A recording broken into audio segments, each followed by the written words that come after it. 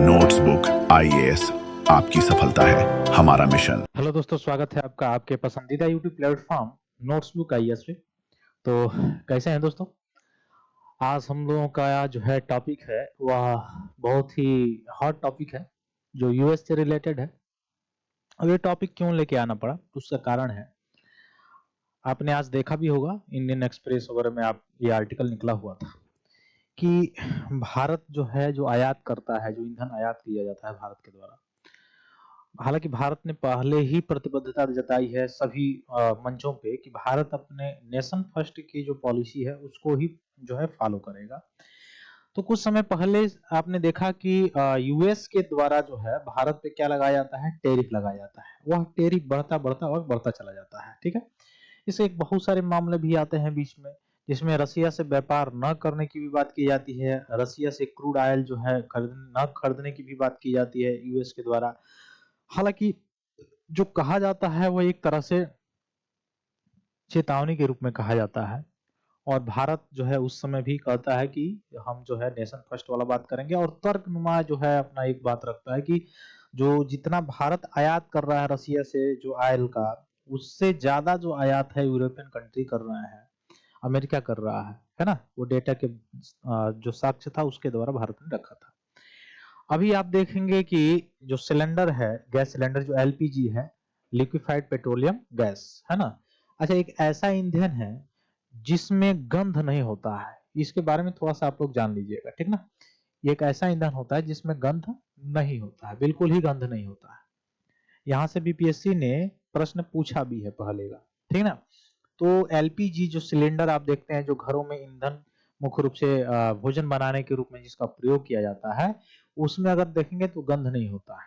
अब बहुत लोग कमेंट करेंगे कि पागल हो गया है काई, दिमाग नहीं ना इसका काम करना बंद कर दिया है।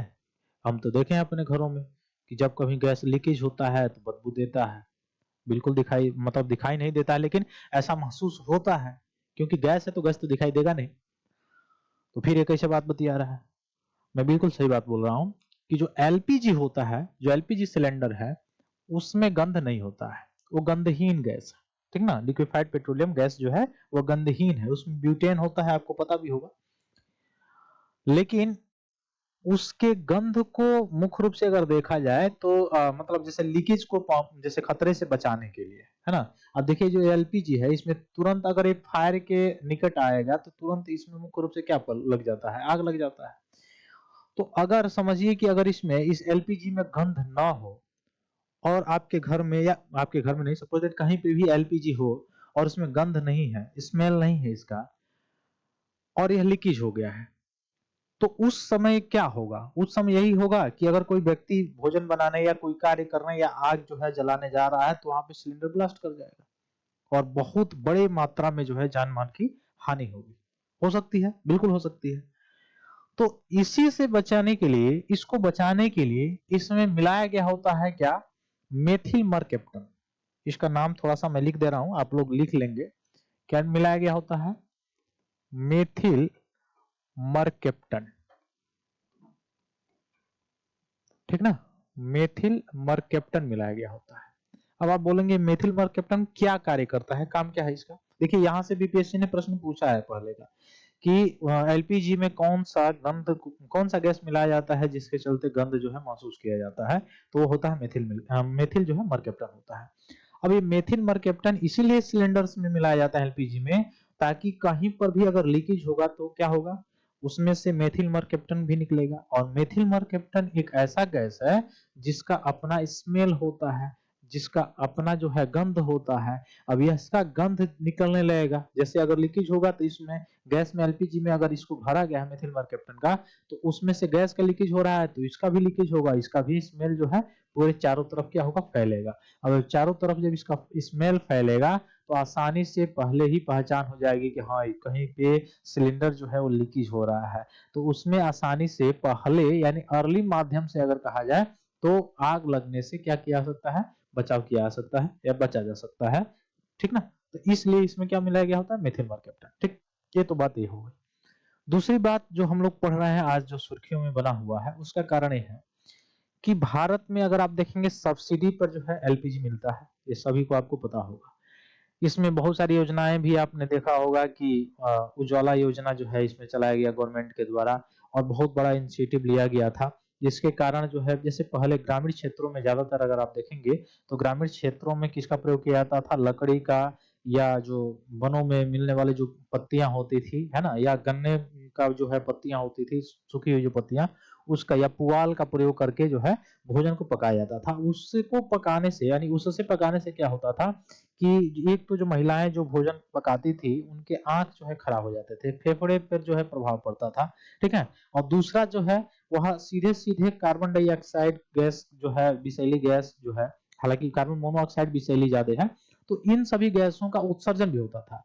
अब इन सभी गैसों के उत्सर्जन से क्या होता था कि ग्लोबल वार्मिंग जैसी घटनाएँ जो हैं और बढ़ती चली जा रही थी, ग्रीन हाउस इफ़ेक्ट जो है, यह और बढ़ता चला जा रहा था। तो भारत ने जो प्रतिबद्धता जताई है ना? यूएनएफसीसीसी में या जो भी पूरे देशों को इसमें ये नहीं कि किसी एक देश का सभी देशों को कंट्रीब्यूशन करने के लिए हालांकि भारत ने अपना एसडीजी भी जो है वह रिपोर्ट निकाला है नीति आयोग के द्वारा आपने देखा भी होगा तो उसमें जो है एक तरह से आप देखेंगे कि पर्यावरण की दृष्टि से भी सबसे अच्छा कदम था दूसरा जो घरों पे जो महिला वर्ग के जो लोग होते थे ग्रामीण क्षेत्रों में उनके लिए भी ये सबसे सुगम हो गया तीसरा चीज ये हुआ कि उनको दर-दर जो लकड़ियों को बीन कर लाने के लिए, तोड़ने के लिए भटकना पड़ता था, वह उनको अब नहीं भटकना पड़ा। उसका उस समय को बचा के वो आसानी से वर्कफ़ोर्स में दे सकती हैं। ठीक है? एक चीज़ तो ये हो गया।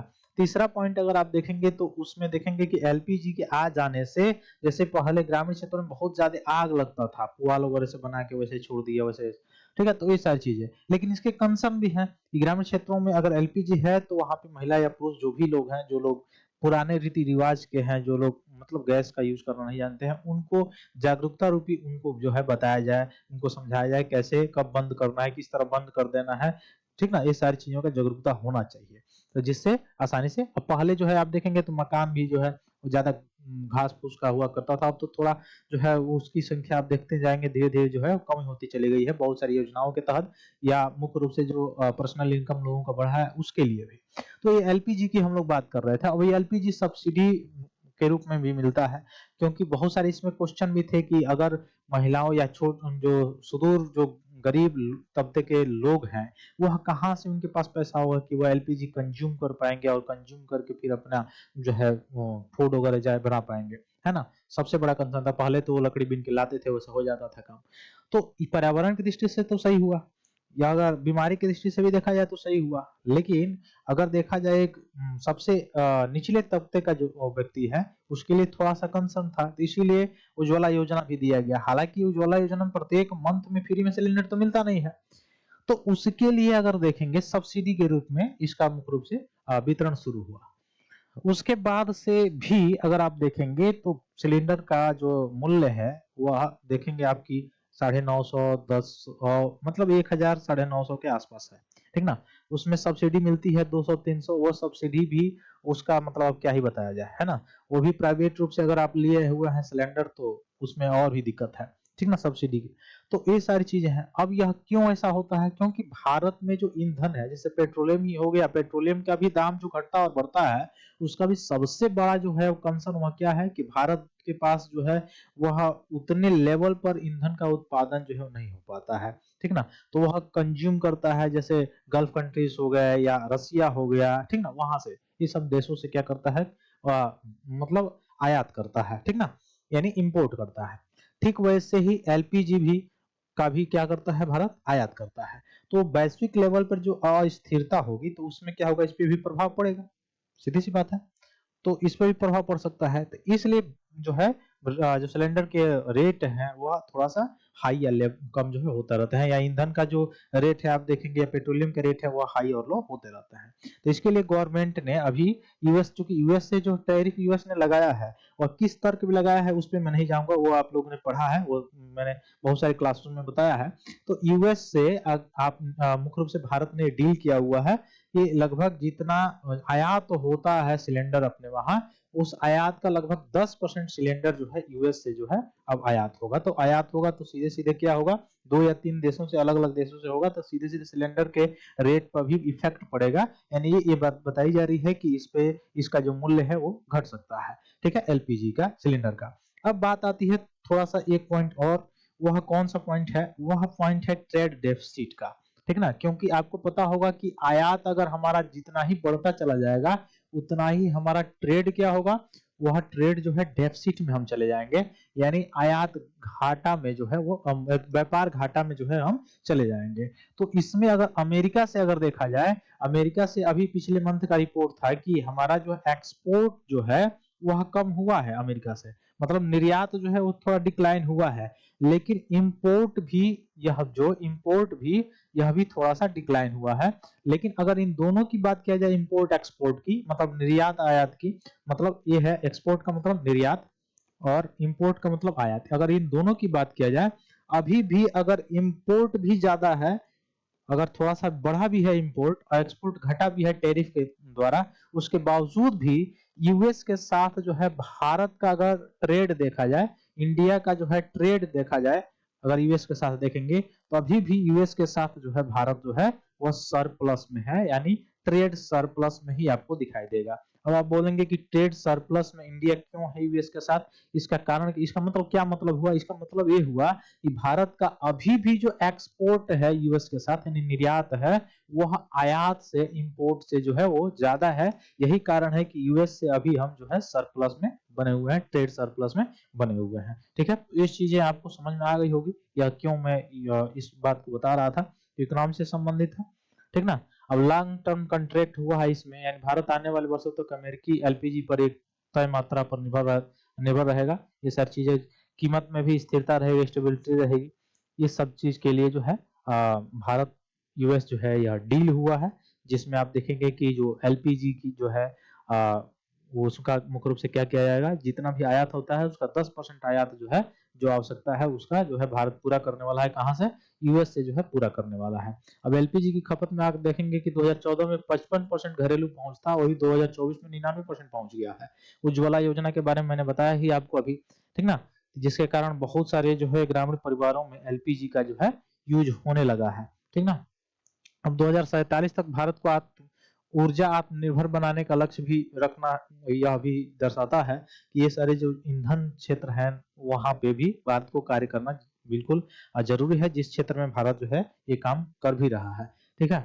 तो ये सारी चीजें थी, फिर मिलते हैं हम लोग अपनी अगली क्लास में, तब तक के लिए बहुत बहुत धन्यवाद दोस्तों, जय हिंद। हेलो दोस्तों, नोट्सबुक आईएएस आपकी सफलता है। हमारा मिशन के तहत लाया है बेहतरीन टेस्ट सीरीज का कलेक्शन, जिसमें यूपीएससी और स्टेट पीसीएस के प्रीलिम्स और मेंस के टेस्ट सीरीज उपलब्ध है, वो भी लोएस्ट प्राइस में। तो आप आज ही अपनी सफलता की दिशा में आगे बढ़ने के लिए हमारे टेस्ट सीरीज सेंटर दिल्ली के मुखर्जी नगर और प्रयागराज के सिविल लाइंस के सेंटर पर जाकर टेस्ट सीरीज परचेज कर सकते हैं। आप अगर ऑनलाइन टेस्ट देना चाहते हैं तो आप डिस्क्रिप्शन में दिए गए लिंक द्वारा आप हमारे ऐप को प्ले स्टोर के माध्यम से डाउनलोड कर ऑनलाइन टेस्ट सीरीज परचेज करें और अपनी तैयारी को और मजबूत बनाएं। अन्य जानकारी के लिए आप दिए गए नंबर पर कॉल भी कर सकते हैं।